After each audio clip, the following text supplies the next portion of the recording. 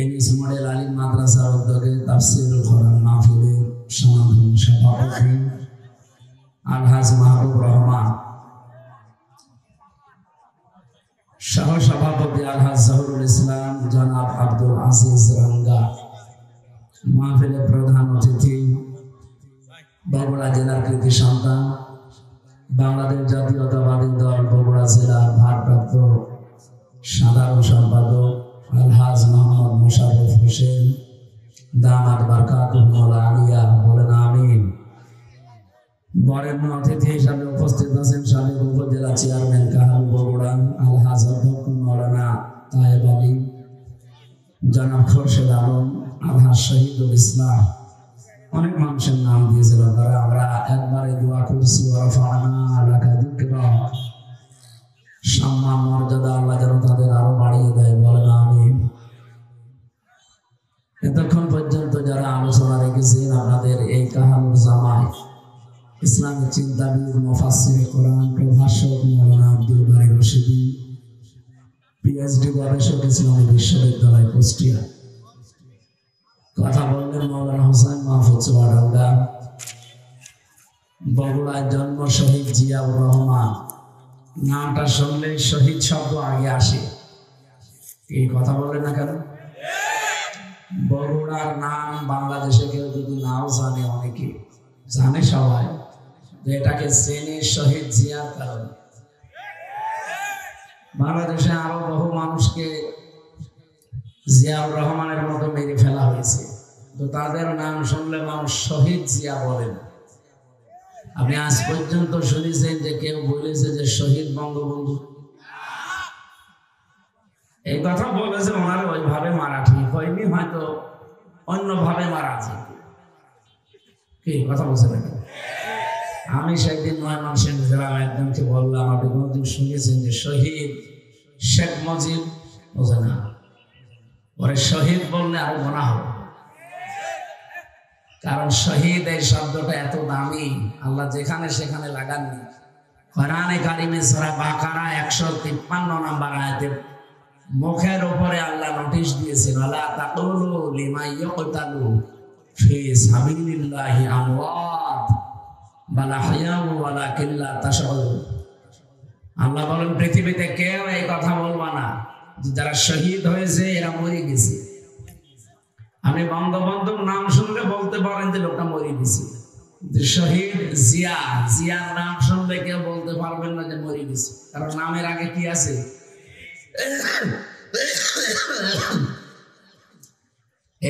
এটাকে আমি নিষেধ করলাম? বলেন তো। আল্লাহ বলছেন বলবা না যে শহীদ যারা হয় তারা মরে গেছে, বরং তারা জীবিত, কিন্তু তোমরা টের পাও না। মুখের পরে মানুষ যেহেতু ধারণা করতে পারে, মানুষ ধারণা করে কি দিয়ে? অন্তরে। কিসে ধারণা করে?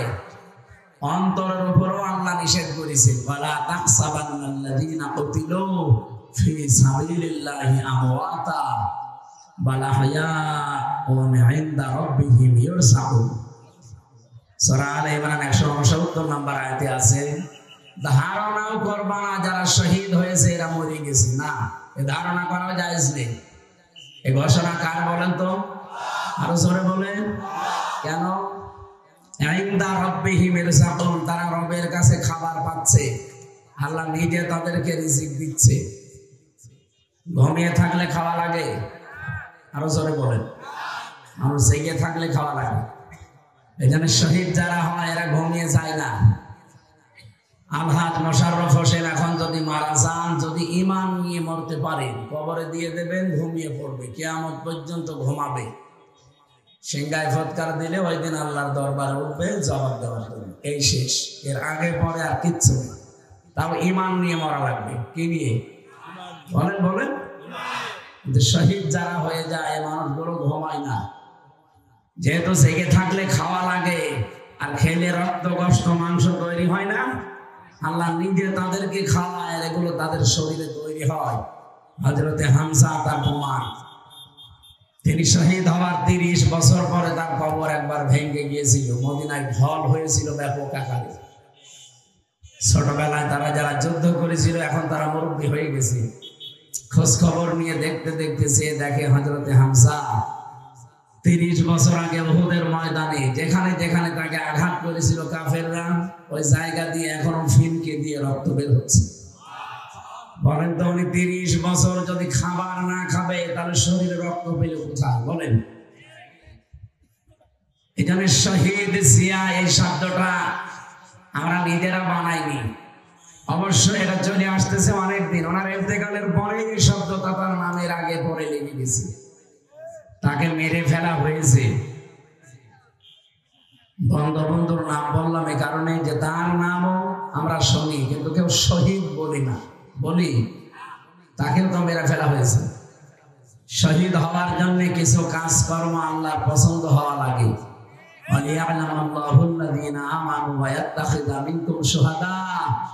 সূরা আলে ইমরান 140 নম্বর আয়াতের মাঝের অংশে আছে, আমাদের ভেতরে আল্লাহ দেখেন যে কার ঈমান এবং কোন মানুষকে আমার আল্লাহ তার জীবন যৌবন পছন্দ করে, তাকে এমনি মরণ দেয় না।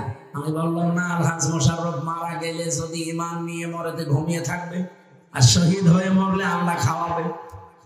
এই জন্য আল্লাহ যাদের ঈমান এবং তাদের যৌবন পছন্দ করে, এই মানুষটাকে আল্লাহ এমনিতেই মরণ দেয় না, শাহাদতের মরণ দিয়ে ধন্য করে। সুতরাং উনি যে সমস্ত কাজ কারবার গুলো করেছিলেন আপনারা জানেন। মসজিদে নামিরা একটা মসজিদ আছে, যেহেতু হজ করেছে আমরা, যেখানে যারা বসে আছি সবাই হাজি। আরাফাতের ময়দানের পাশে এটা কাবা শরীফের ইমাম, আমি 16 সালে নিজে শুনেছিলাম, উনি দোয়া করছিলেন, খুতবা দিতে গিয়ে আরবিতে বলছিলেন শহীদ জিয়াউর রহমান।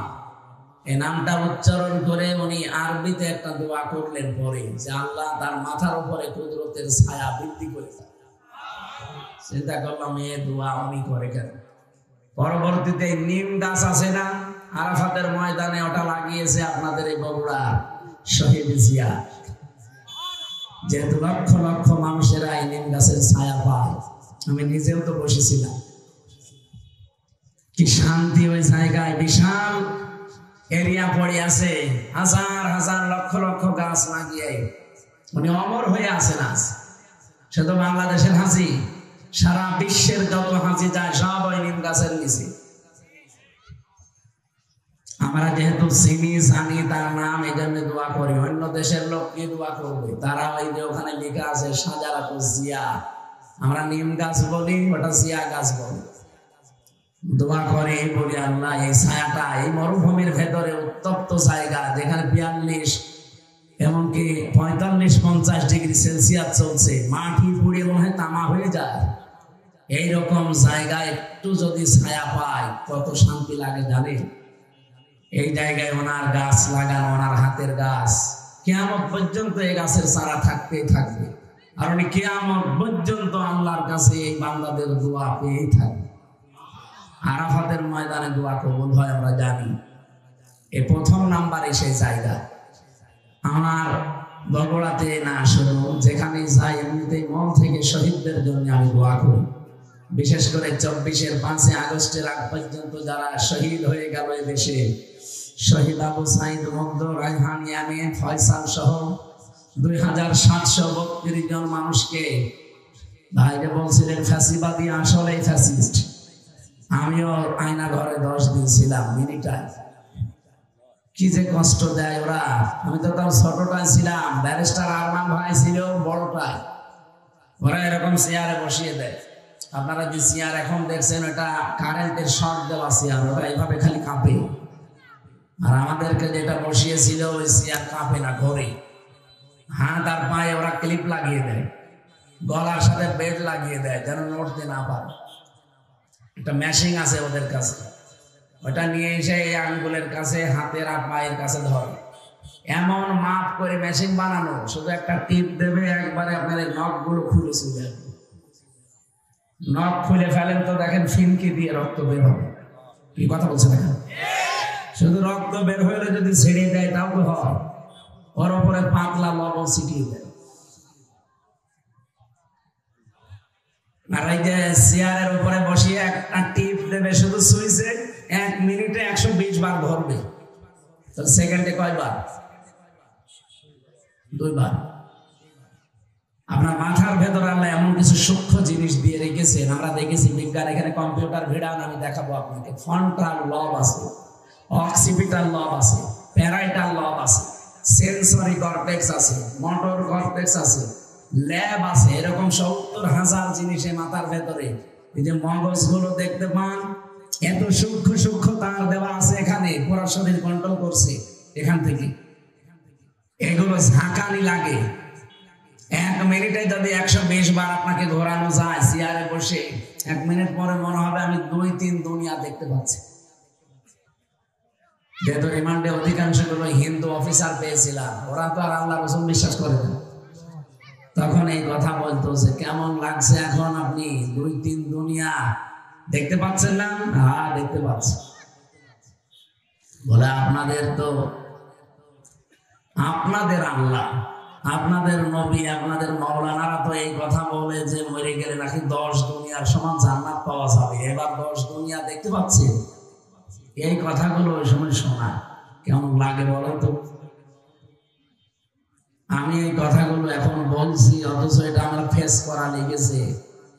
বাস্তবে যে কত কঠিন অবস্থা ছিল, আমি এখন নিজেই আমার কেমন যেন শিউরে ওঠে শরীর, যে আমি এরকম জায়গায় ছিলাম।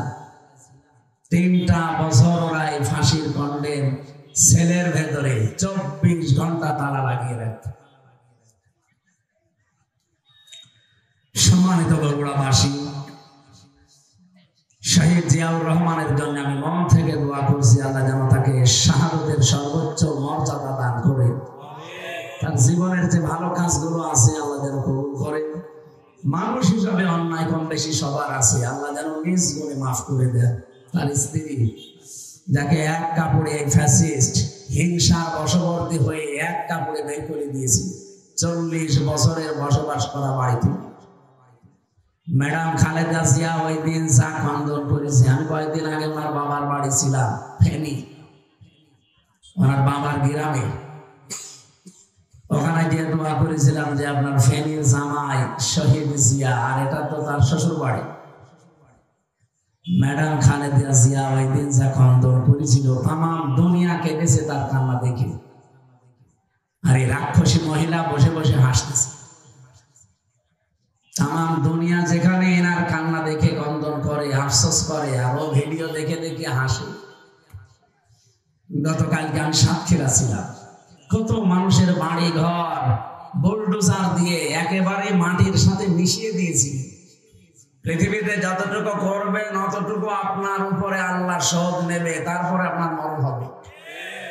13 সালে আপনি ভেঙেছিলেন, মাত্র কয় বছরের ব্যবধানে এখন দেখেন আযাবুল বুলডোজার নাজিল হয়েছিল। এই ফেব্রুয়ারির 5 তারিখে আযাবের নাম কি? আযাবুল বুলডোজার। একেবারে মিশিয়ে দিয়েছে মাটির সাথে।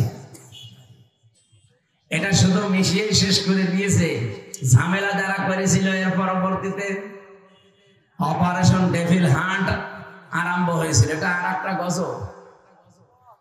যৌথ বাহিনী এটা আরম্ভ করেছিল।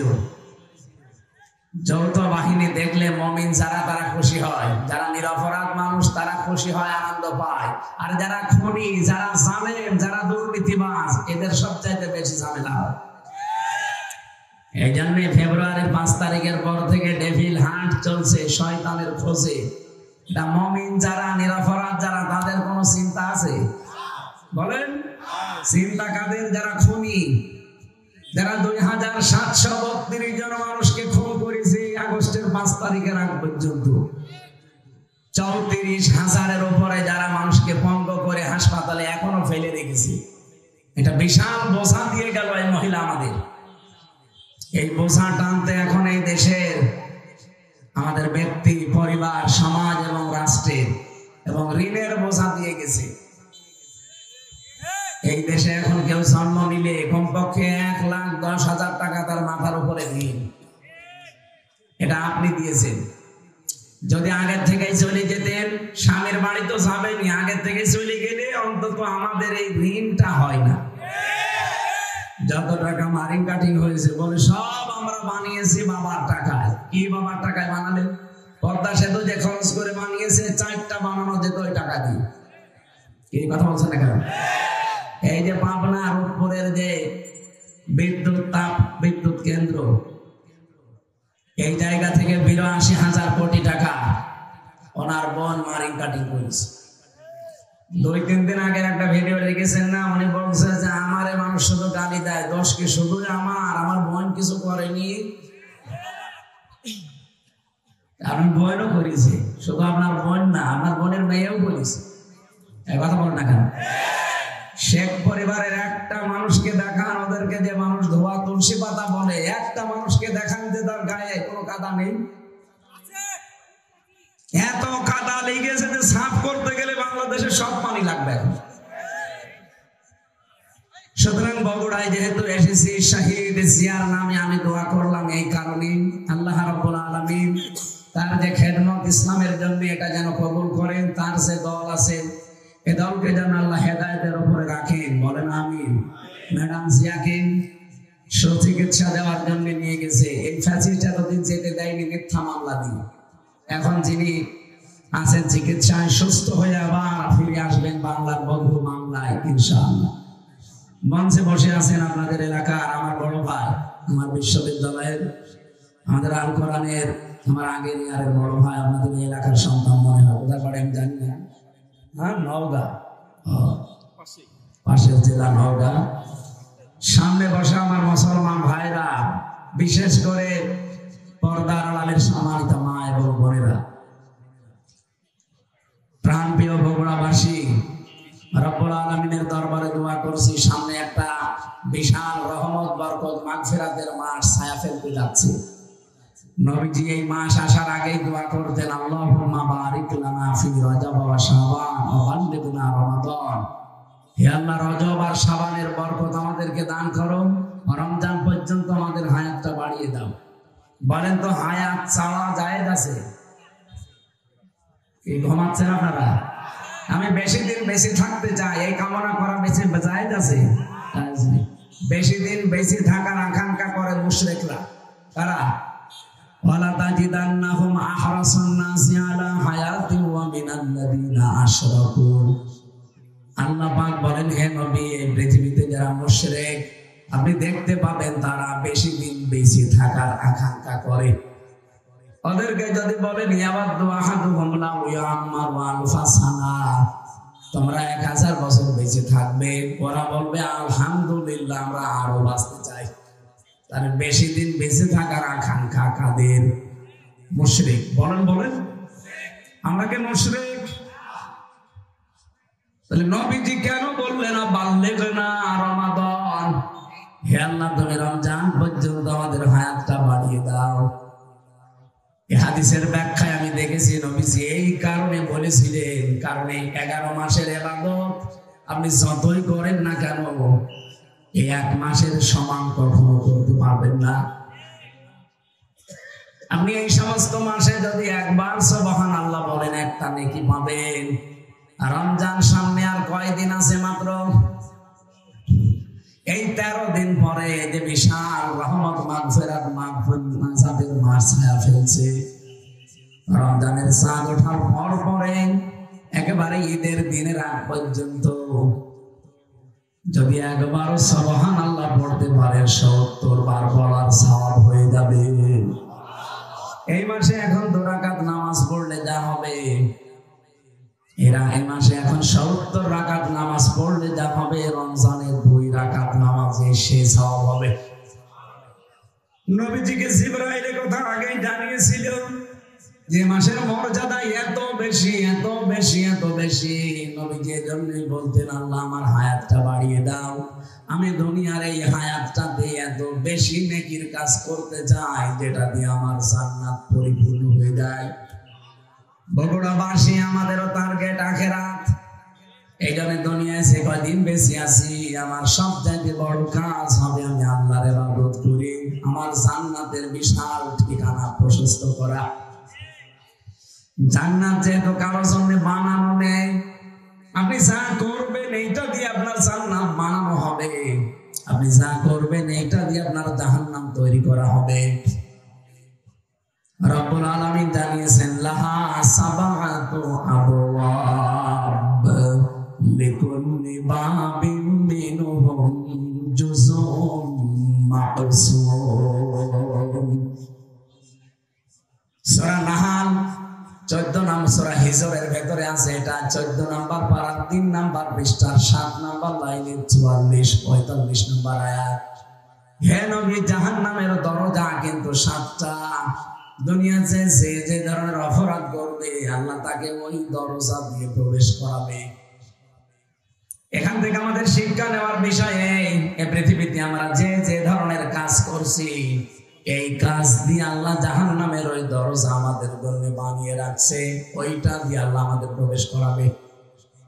আমরা যে ধরনের নেকির কাজ করব ওই কাজ দিয়ে আল্লাহ জাহান্নামের যে 8টা দরজার নাম শুনি না, জাহান্নামের দরজা 8টা না, জান্নাতের দরজা 100টার উপরে।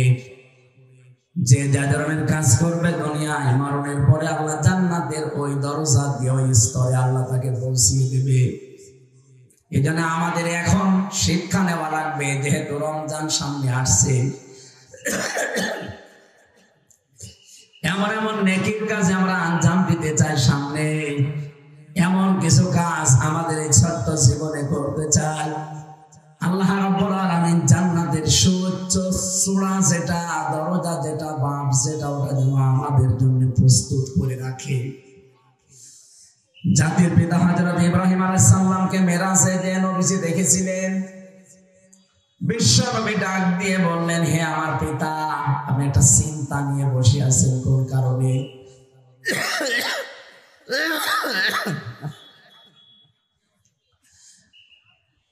আমাদের জাতির পিতা যিনি হযরত ইব্রাহিম আলাইহিস সালাম, এটা আমার আল্লাহর বানানো, আর আমাদের বানানো যেটা, ওটা তো এখন ভেঙে চুরে শেষ। আল্লাহ পাক হযরত ইব্রাহিমকে জাতির পিতা বানিয়েছিলেন। তিনি নবী মুহাম্মদুর রাসূলুল্লাহকে ডাক দিয়ে বললেন, হে আমার সন্তান, আমি যে বসে আছি কেন জানো? এই যে জান্নাত দেখতে পাচ্ছ, এই জান্নাতটা ফেরেশতারা বানাচ্ছিল। কেউ 2 তলা 3 তলা 4 তলা বানিয়ে বসে আছে আর কাজ করে না। এই জান্নাতটা যার জন্য বানাচ্ছিল ওই লোকটা আগে ভালো ভালো কাজের আঞ্জাম দিত, নেকির কাজ করত। এই জন্য ফেরেশতাদের হাতে ইট বালি খোয়ায় রোল আসতো, ও জান্নাত বানাতে থাকতো। কিন্তু লোকটা এখন ভালো কাজ করা ছেড়ে দিয়েছে। এই জন্য ফেরেশতাদের হাতে আর ইটও আসে না, বালিও আসে না। কি দিয়ে ফেরেশতারা জান্নাত বানাবে? দেখো বসে আছে। তোমার উম্মতদেরকে ফিরেছে বলবে, জান্নাতের মাটি কিন্তু বড় উর্বর। দুনিয়ায় যে কয়েকদিন হায়াত আছে তাদের, তারা যেন এমন এমন কাজ করে যে তাদের জান্নাতটা যেন কমপ্লিট থাকে। বলেন সুবহানাল্লাহ। বগুড়াবাসী এমন কোন কাজ যদি আমরা করে যাই যে একতলা হওয়ার পরে লিনটেন পর্যন্ত উঠে বসে আছে, আমার আর কাজ কারবার নেই, আমি ভালো কাজে আঞ্জাম দিতে পারি নাই, মরে গেলাম। আল্লাহ যদি জান্নাত আমারে দেয়, যে দেখবেন একতলা হয়ে আছে আর একতলা ছাদ নেই, ভালো লাগবে? যেহেতু চোখ বন্ধ হওয়ার পরে আর কোনো ভালো কাজ করার সুযোগ, আরো জোরে বলেন। এখানে যতটুকু হায়াত আছে এর ভেতরে এমন কাজের আঞ্জাম দেওয়া লাগবে যেন অল্প কাজে বেশি নেকি পাওয়া যায়। এই জন্যই নবীজি বললেন না রমাদান, যে আমাকে রমজান পর্যন্ত হায়াত পৌঁছিয়ে দাও, আমি এমন কিছু কাজ করতে চাই যেন আমার জান্নাতটা কমপ্লিট থাকে, আনকমপ্লিট না হয়। বলেন সুবহানাল্লাহ। এই জন্য আমরা রমজান পর্যন্ত হায়াত চাচ্ছি। এই রমজানে গুরুত্বপূর্ণ কিছু জিনিস আমরা সামনে নিয়ে আসতে চাই। রমজানের ভেতরে 21 থেকে 29 বেজোর রাতগুলোতে আল্লাহ রাব্বুল আলামিন গুরুত্বপূর্ণ কিছু সিদ্ধান্ত নেবেন।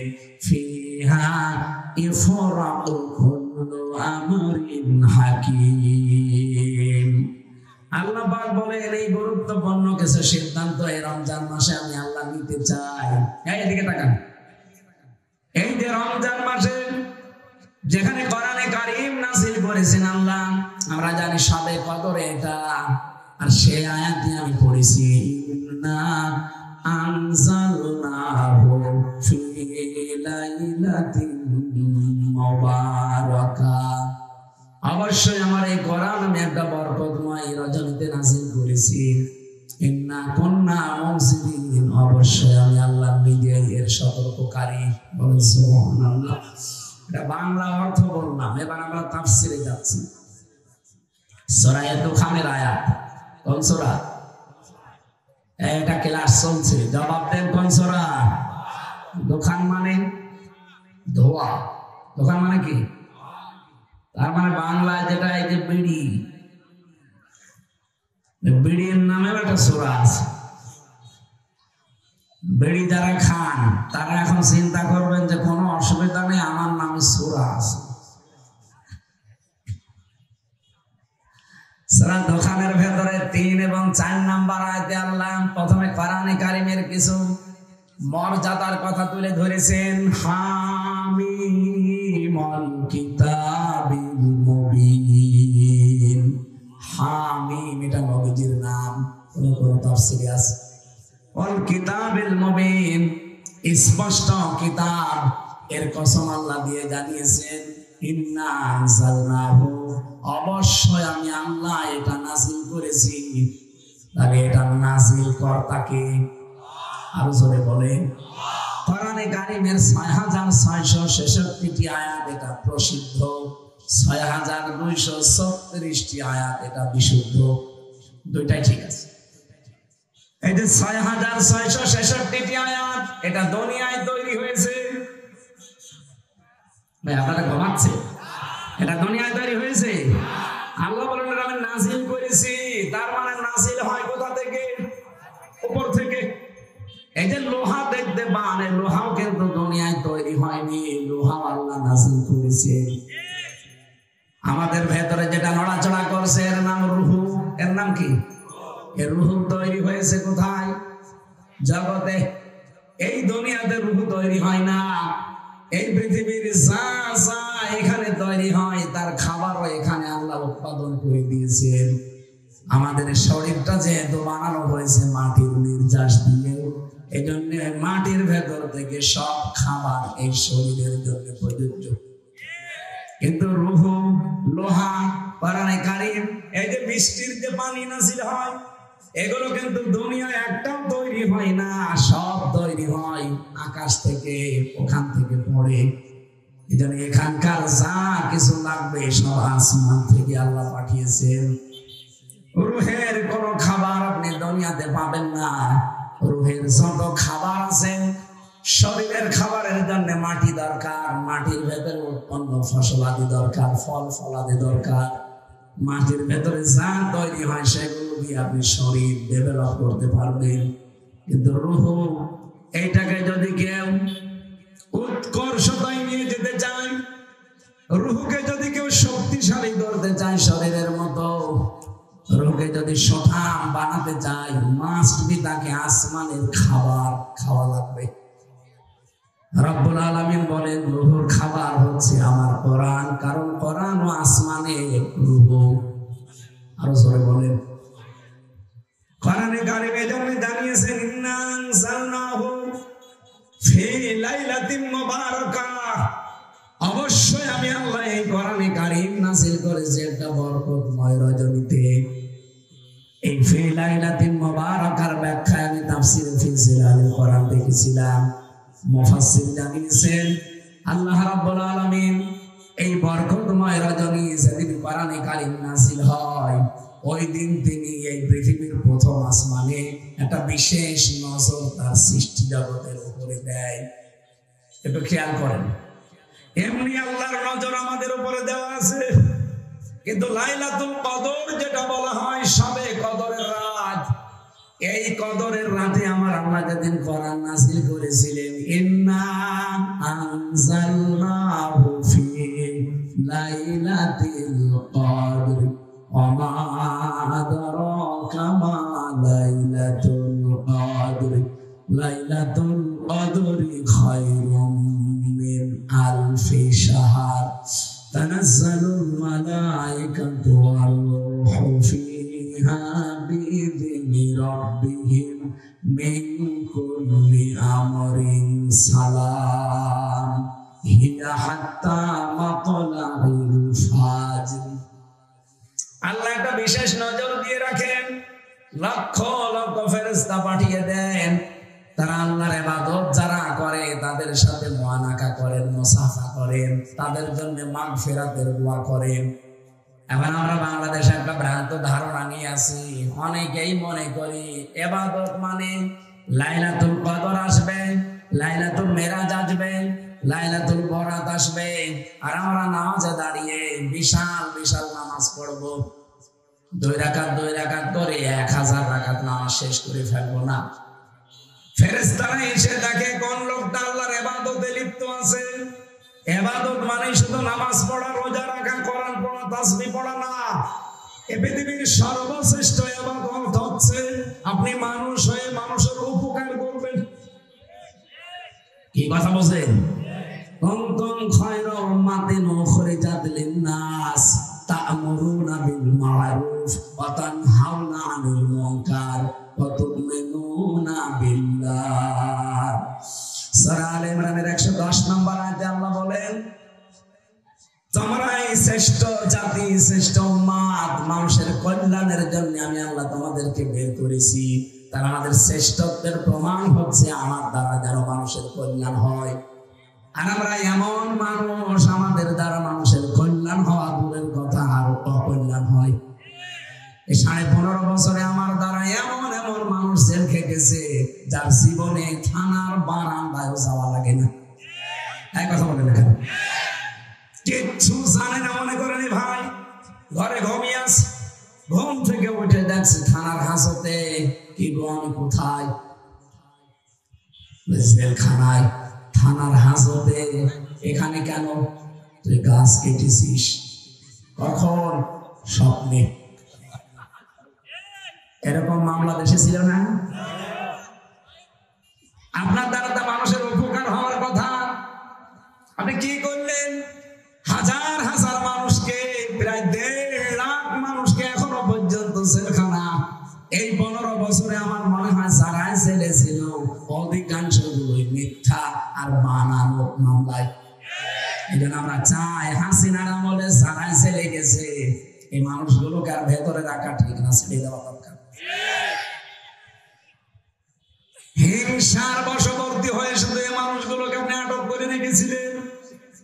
আর বগুড়াবাসী আপনার শ্রেষ্ঠত্বের প্রমাণ দেন, কিন্তু ফেরেশতারা আসবে ওই দিন রাতে, এসে শুধু আপনি নামাজে থাকবেন, রোজা করবেন, জিকির করবেন, কোরআন পড়বেন, তাসবিহ পড়বেন, তার জন্য মুসাফা করবে না। আল্লাহর ফেরেশতারা এসে দেখবে যে আপনি জনকল্যাণমূলক কাজে আছেন। অন্তত এই রাতের বেলা যদি আপনি একটু চেয়ে দেখেন যে 2-3 বাড়ি পরে কোন মানুষের বাড়িতে খাবার নেই, কার মেয়েটা লেখাপড়া করতে পারে না বা বিয়ে দিতে পারে না, সাধ্য মতো যদি তার বাড়িতে এসে কিছু দিয়ে একটু সান্ত্বনার বাণী দেন, এইটা পৃথিবীতে সবচেয়ে বড় নেক কাজ। এরকম কাজ সবে বরাতে, সবে কদরে এদেশে হয় না। খালি এই মসজিদ থেকে ওই মসজিদ, ওই মসজিদ থেকে ওই মসজিদ, খালি ঘুরে বেড়ায়। মানুষ ইবাদতের বন্যা বয়ে যাচ্ছে। ফেরেশতা শুধু জিবরাইল আসে না, লক্ষ লক্ষ নিয়ে আসে। আর আল্লাহ বলেন আমি নিজে আমার সৃষ্টি জগতের উপর একটা বিশেষ নজর দেই, অন্য দিনও দেই, তবে এই সবে কদরে, সবে বরাতে একটা বিশেষ আলাদা নজর দিয়ে রাখি। আমরা 5টা রাতের নাম পেয়েছি, সবে বরাত, সবে কদর, সবে মেরাজ আর 2 ঈদের রাত। এই 5 রাতে আল্লাহ একেবারে প্রথম আসমানে আসে, ডাক দিয়ে বলে দেখো যারা ট্যাক্স তোলে, ট্যাক্স তোলে না, সরকারের লোকজন যখন ট্যাক্স তোলে, ট্যাক্স দেওয়া হয়ে গেলে একটা কাগজ আপনাকে হাতে ধরিয়ে দেয় যে আপনার ট্যাক্স পরিশোধ হয়ে গেছে। আপনি যখন একটা মাস রোজা রাখবেন, হক আদায় করে, ঈদের দিন আমার ফেরেশতারা এসে আপনাকে একটা টোকেন ধরিয়ে দেবে যে আল্লাহর বান্দা, তোমাকে আল্লাহ জাহান্নাম থেকে মুক্তির একটা সনদ দিয়ে দিয়েছে। রব্বুল আলামিন বলেন আমি একটা বিশেষ নজর দেই। কি বলি জানো? নজরে আমার বান্দাদেরকে আমি ডাকতে থাকি, আসো। যদি কারো অপরাধ থাকে আমার কাছে বলো, অপরাধ গুলো আমি আল্লাহ ক্ষমা করে দেব। কিন্তু যদি বান্দার কাছে কোনো অপরাধী থাকো আমার কাছে মাফ চাওয়ার দরকার নেই, আগে ওই বান্দার কাছে স্বীকার করে আসো। এই 15.5 বছরে আল্লাহর কাছে অপরাধ যাই হয়েছে হয়েছে, আমি যতটুকু দেখলাম এই 15.5 বছরের সবচাইতে মানুষের বান্দার কাছে অপরাধ বেশি হয়েছে। উনি বলছিলেন যে 3 বার আমরা আসলে ভোট দিতে পারি নাই। আসলে আমার এখন 33 বছর বয়স, 92 সালে আমার জন্ম। আমি হিসাব করে দেখেছি 18 বছর থেকে ভোট দিলে আমি 3 বার ভোট দিতে পারতাম, একবারও পারি নাই। আমি মানুষেরটা বলতে যাবো কোন কারণে, আমার নিজেই তো ভিকটিম। তার মানে 3 বার আমি যদি না পারি, পেরেছে কে? একবার তো একবারে 154 জন হয়ে গেলেন, আর একবার রাতের ভোট দিতে ঘুরে ফিরলেন। এক কথা বলে দেখা, ভোটটা কিন্তু আমার অধিকার ছিল, আমার হক ছিল, আপনি আমাকে দিতে দিলেন না। এটা রাতের ভোট যে দিনে হয়েছে এর প্রমাণ আমার সাথে এক ওসি ছিল, ওই যে নুসরাত হত্যা মামলার ওসি। উনি একদিন আমার ফাঁসির কন্ডেম সেলের ভেতরে এসে আমার বলছো, হুজুর আপনি জেলে এসেছেন, আমি খুব খুশি হয়েছি। কেন আপনি খুশি হয়েছেন কোনটা? আমি জেলে পয়সা মরছি আর আপনি খুশি না? বছর বাইরে আপনার ওয়াজ শুনতাম কিন্তু কাছে যেতে পারতাম না, আজকে একেবারে সরাসরি দুজন এক জায়গায়, এই জন্য আপনি খুশি। কেন, কি প্রশ্ন করবেন বলেন? বলছে এই যে নির্বাচন গেল, আমি বাইরে ছিলাম, সারা রাত আমি কিন্তু আমার লোকজন দিয়ে ভোট কেটেছিলাম। ফজরের আযান দিলে বাক্সগুলো জায়গা মতো পাঠিয়ে দিয়েছি। এরপর আমি গোসল করলাম, ওযু করলাম, তওবার নামাজ পড়লাম 2 রাকাত। এবার বললাম আস্তাগফিরুল্লাহ। বলছে আমার এই তাওবা কি হয়েছে? না, আপনি তো আল্লাহর কাছে অপরাধ করেন না যে আস্তাগফিরুল্লাহ পড়েন, আপনি অপরাধ করেছেন হামজার কাছে। এরকম একটা এমপি বানাতে 2.5 লাখ 3 লাখ 4 লাখ হামজা লাগে। হ্যাঁ, কথা বলেন না কেন? এই কাহালু আর কোন থানা মিলে? নন্দীগ্রাম। এই 2 আসন 2 থানা মিলে যারা বসবাস করে 4 লাখ তো হবে কমপক্ষে ওনার এমপি বানাতে। এই 4 লাখ মানুষ ওনারে ভোট দেওয়া লাগবে। কথা বলছেন না? আর আপনি নিজেই সব রাতের বেলা ভরে নিলেন, আমাদের কোনো গুরুত্ব নেই আপনার কাছে। আপনি আস্তাগফিরুল্লাহ মাফ হবে না আপনার, আপনি যতক্ষণ পর্যন্ত এই 4 লাখ হামজার কাছে যে মাফ না চাবেন। কিন্তু দুঃখের বিষয়, আপনি তো 8 বছর জেল, আপনি 8 বছর পরে বেরিয়ে দেখবেন মাফ চাবেন না। অনেক হামজাই 8 বছরে মরে গেছে, আপনি তাদের কাছে মাফ চাবেন কি করে? সুতরাং একটা জালেমাকে টিকিয়ে রাখতে গিয়ে এদেশের বহু মানুষের আখিরাত নষ্ট হয়ে গেছে। কথা বলেন না কেন? আগামীতে কারো আখিরাত যেন নষ্ট না হয়। রব্বুল আলামিন কিন্তু 1 নম্বরে একটা বলে যে আমার কাছে মাফ চাও, আমার অপরাধগুলো আমি মাফ করে দেব, কিন্তু আমার বান্দার সাথে কোনো যদি অপরাধ হয়ে থাকে ওটা আমার মাফ করার এখতিয়ার নেই, ওর কাছে আগে মাফ চাও। তার মানে 15.5 বছরে কত মানুষের কপালে আগুন লেগেছে আপনি বলেন? যার জন্য যা করলেন তারা তো ঠিকই পালিয়ে এখন আরামে আছে। কোনদিন আপনাকে জিজ্ঞাসা করেছিল যাওয়ার সময় যে আমি চলে যাচ্ছি, 14টা ব্রিফকেস নিয়ে সব মাটি ভরে নিয়ে গেলাম? মাটি ভরে নিয়ে গেছে। একটা বারের জন্য আপনাকে বলে গেল না যে দেখো চলে গেলাম, তোমরা ভালো থেকো। এমনকি কাওয়া কাকে কেউ বলে নাই। আমার নাম্বারটা জোগাড় করে তো বলতে পারতেছে হামজা 3 বছর জেল খাটালাম, অন্তত মাফ করে দিও, তাও বলে না। চলে যে ঠিকই স্বামীর বাড়িতে খাচ্ছে, এই কথা বলছে না কেন? ষড়যন্ত্র কিন্তু উনি এখনো থামিয়ে দেয়নি, এখনো চালাচ্ছে।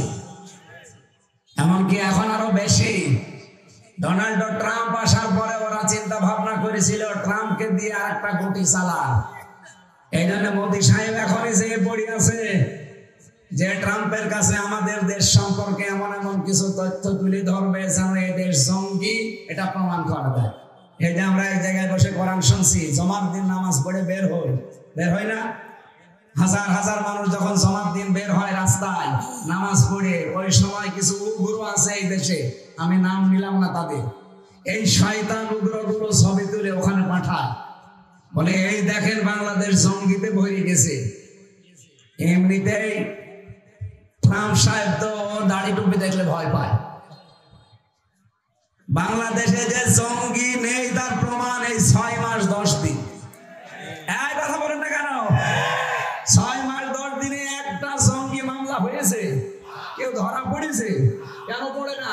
কারণ জঙ্গির নাটক যিনি লিখবে উনি তো স্বামীর বাড়ি, আর যাদেরকে দিয়ে এগুলো স্ক্রিপ্ট করাবে তারা এখন সব পালিয়েছে। এই মনিরুল, আসাদুজ্জামান, কাউন্টার টেররিজমের এগুলো এরা করতো। আলেমদেরকে, ইসলামপন্থী মানুষদের ধরে নিয়েছে, ধরে নিয়ে এক জায়গায় আটক করে রাখতো 2 মাস 5 মাস 6 মাস পরে বের করে বলতো যে জঙ্গি ধরা পড়েছে। কিচ্ছু না, এগুলো সব বানানো। আমি রিমান্ডে নিজে ওদের গোপন কথা শুনেছি মাটির নিচে। ওরা নিজেরা বলা কওয়া করছিল যে এইভাবে আর কতদিন।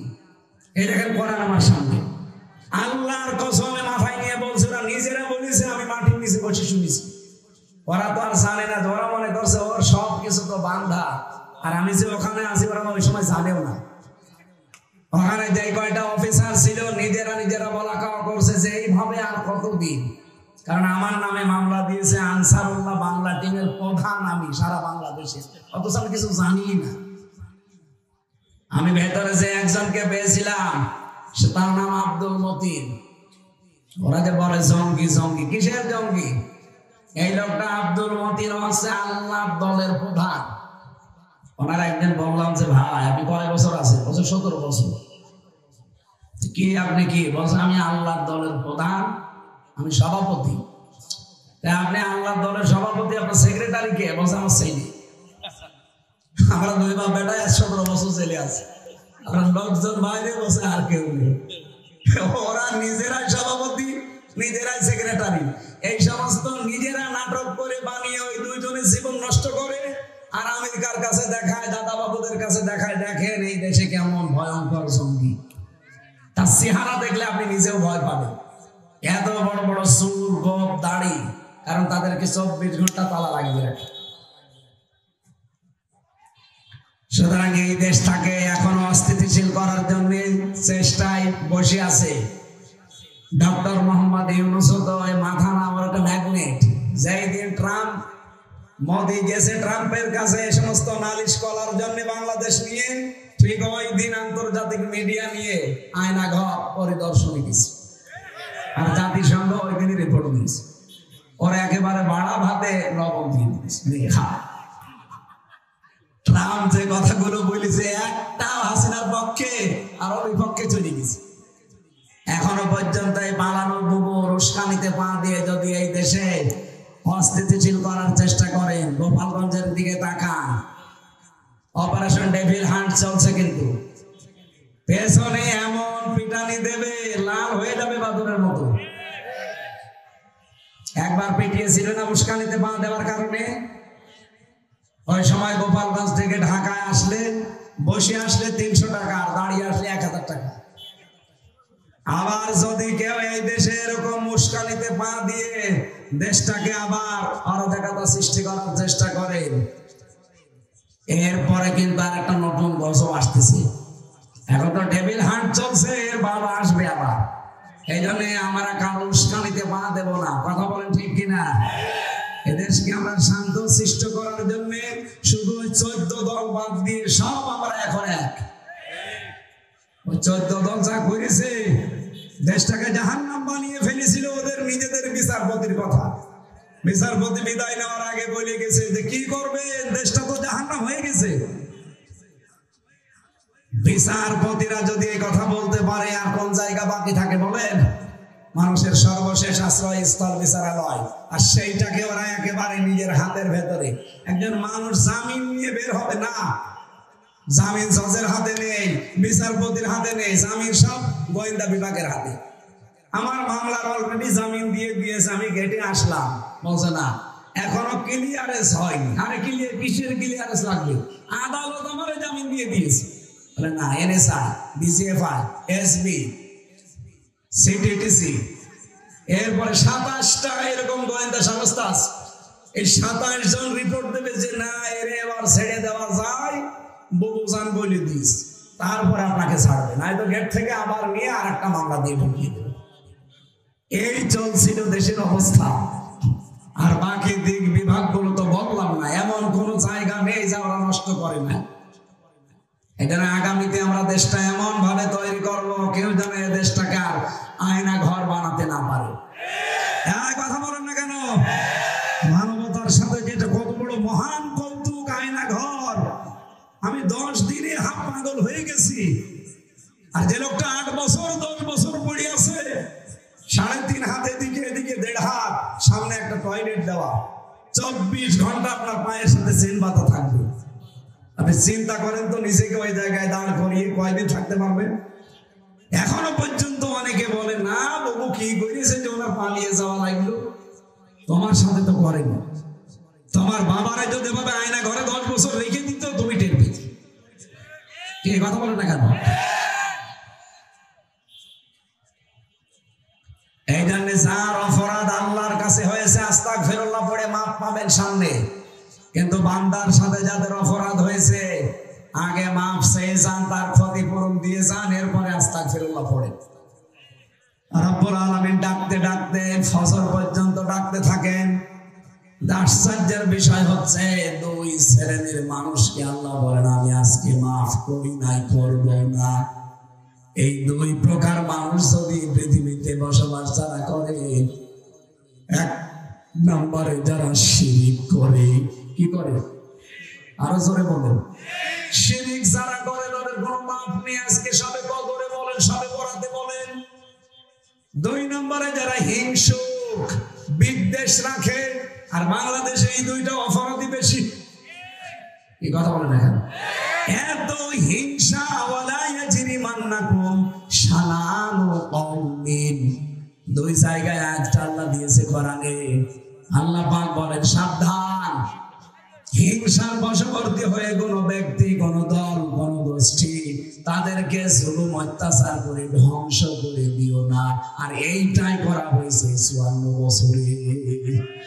যার উপরে হিংসা একবার কারো লেগে গেছে, তার জীবনটা জাহান্নাম বানিয়ে দিয়েছে। এই জন্য সরঞ্জিত বাবু বলেছিল আগে ধরলে ছাড়ে, হাসিনা ধরলে ও ছাড়েই ধরেছে, দেখেন তার জীবন শেষ। ভালো মানুষ কালার করে দিয়েছে, আল্লামা সাইদের মতো মানুষকে ধর্ষণের মামলা দিয়েছে। 50টা বছর কোরআন প্রচার করে বেড়ালো, আর তার নাম দিয়েছে ধর্মীয় অনুভূতিতে নাকি উনি আঘাত দিয়েছে, উনি ধর্ষণ করেছে, মহিলাকে সাজিয়েও নিয়ে এসেছে। অ্যাডভোকেট তাজুল ইসলাম জিজ্ঞাসা করছে মাওলানা সাইদি তোমাকে ধর্ষণ করেছে? বলছে জি হ্যাঁ। তোমার জন্ম তারিখ কত? 1975। ধর্ষণ করেছে কত সালে? 1971। অ্যাডভোকেট তাজুল ইসলাম বলছে বিচারপতি এই পয়েন্টটা একটু লেখেন। ওর জন্ম 75-এ, ওর ধর্ষণ করেছে 71-এ। এটা কি রুহের জগতে? ওই দিনই তো মামলা ঢিসমিস হয়ে যাওয়ার কথা। এই কথা বলেন না কেন? অথচ না, এইটাই সিয়ে রেখে 13টা বছর তাকে ফাঁসির কন্ডেম সেলের ভেতরে রেখে শেষে ইমাম আবু হানিফার মতো বিষ প্রয়োগ করে মেরে ফেলবে। বাংলাদেশের মানুষ যদি আপনাকে মাফ করে দেয়, যাদেরকে গুম করে রেখেছিলেন 1700 মানুষ, বিশেষ করে আয়না ঘরে, এদের পরিবার জীবনও আপনাকে মাফ করবেন। আমি আমার নিজেরটা বলছি, আমার সবাই মাফ করে দিলেও আমার এই মেয়েটা আপনাকে মাফ করবে।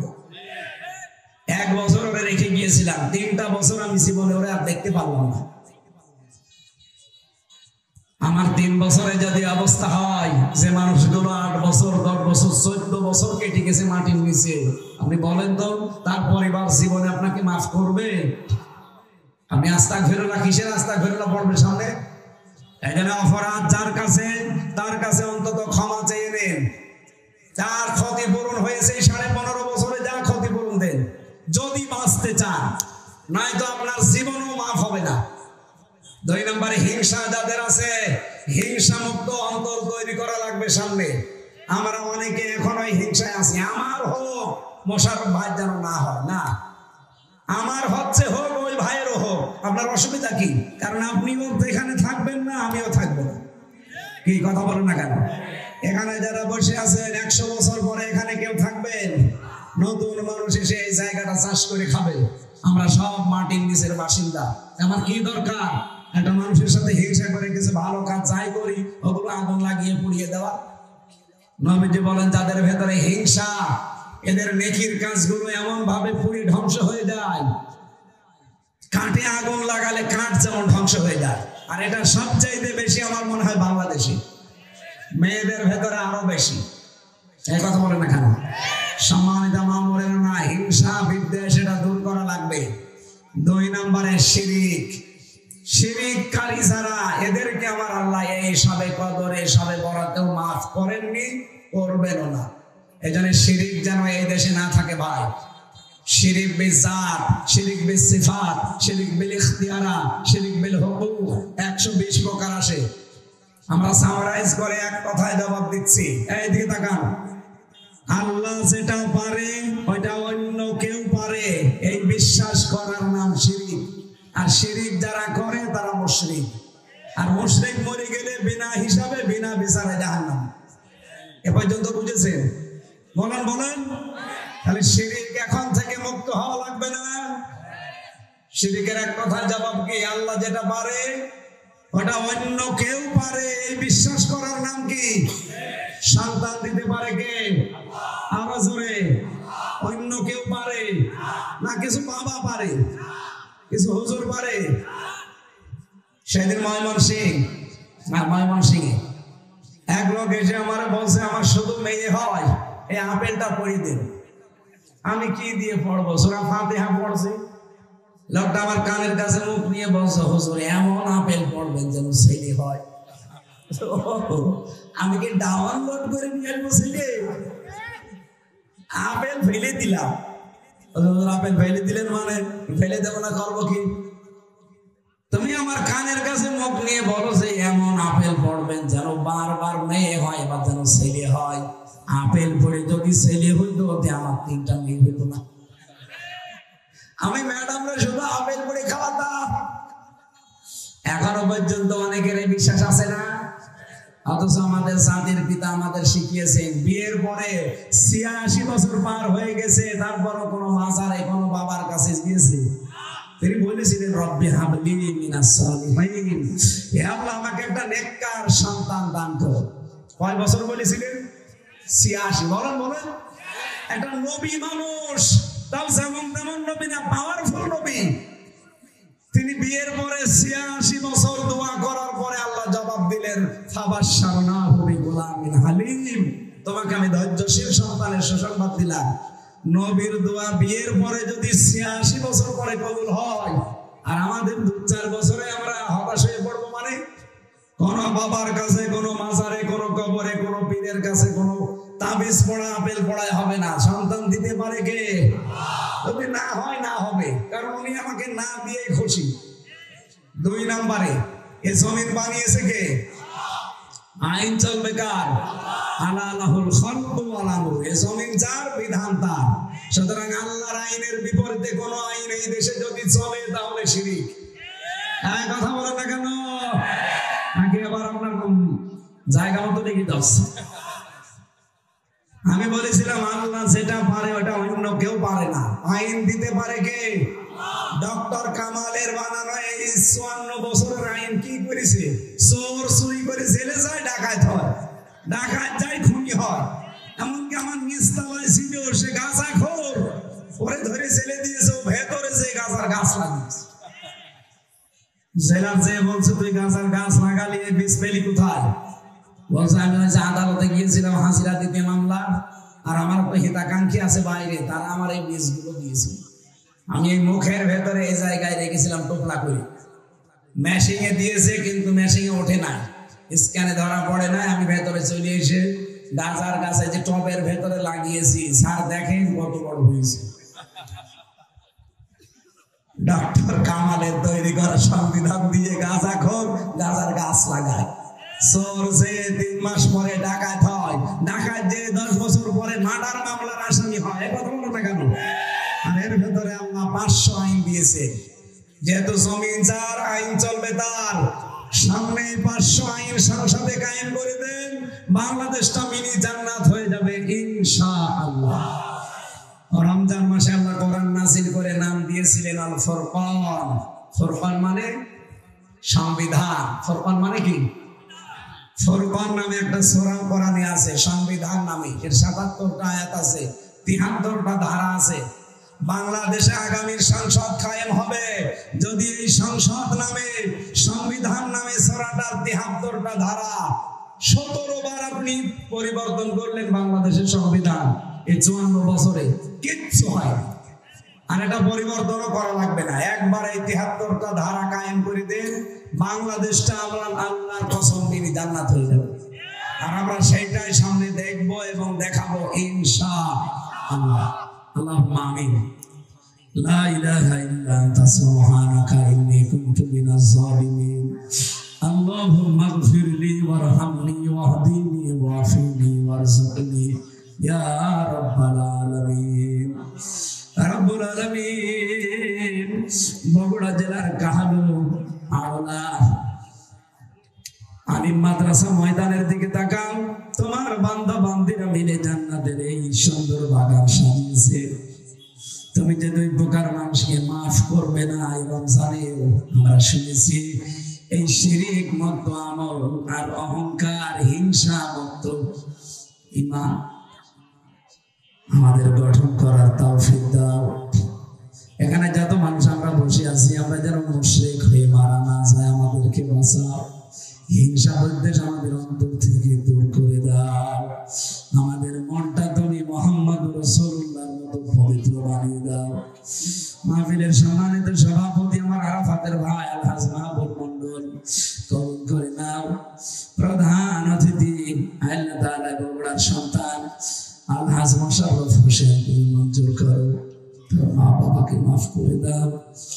রব্বুল আলামিন তার স্ত্রী পুত্র সন্তান যেগুলো দিয়েছো কবুল করো। এ মাহফিলের বিশেষ অতিথি অধ্যক্ষ তায়েব আলী সহ যত আলেম এখানে এসেছে, আলেমদেরকে আলেম হিসাবে মঞ্জুর করে নাও।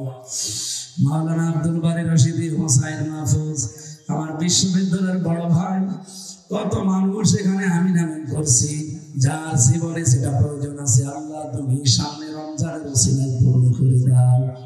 রমজানের হক আদায় করে রোজাগুলো পালন করার তৌফিক দাও। মা বোনদেরকে পর্দার আড়ালে তুমি খাদিজার মতো, আয়েশার মতো বানিয়ে দাও।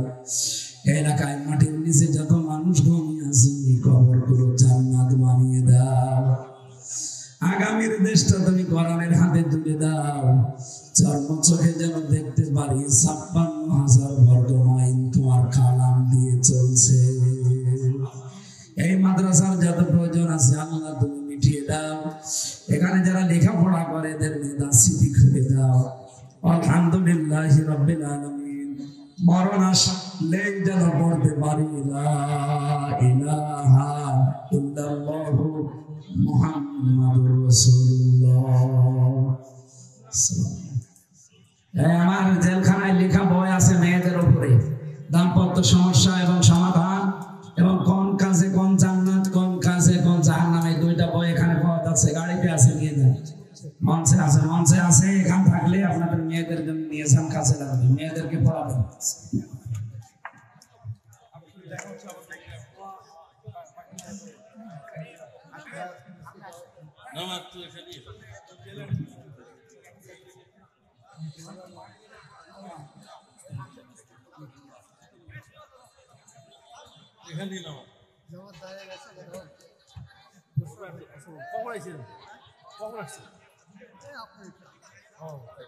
আমাদের দেরি আপনার ওই যে রামগাড়ায় কলেজে গেছি, মাদ্রাসায় গেছিলাম, ঢাকা থেকে আসতে ওখানে সে অ্যাটেন্ড করে শুরু